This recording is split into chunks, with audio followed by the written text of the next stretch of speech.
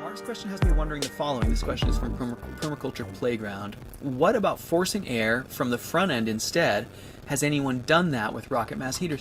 Yeah, Permaculture Playground, people have tried that, and so it absolutely works. As a matter of fact, all of the really efficient outdoor wood boilers work on forced air blower type combustion cores, and they actually look a lot like our port in Peter's batch box. They have the same combustion nozzle, and they just force it through with air.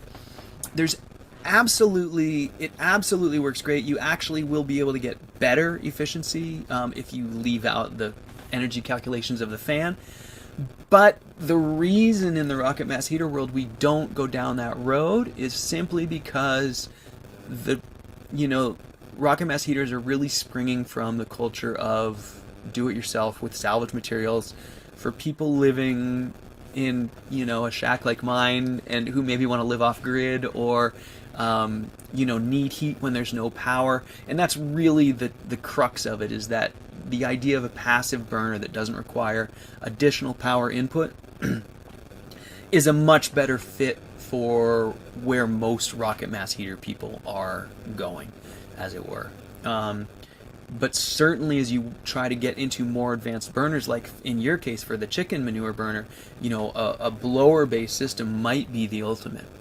I think some of those wood chip blowers, you can get like a combustion vortex going that moves your fuel as well as blows the air through there.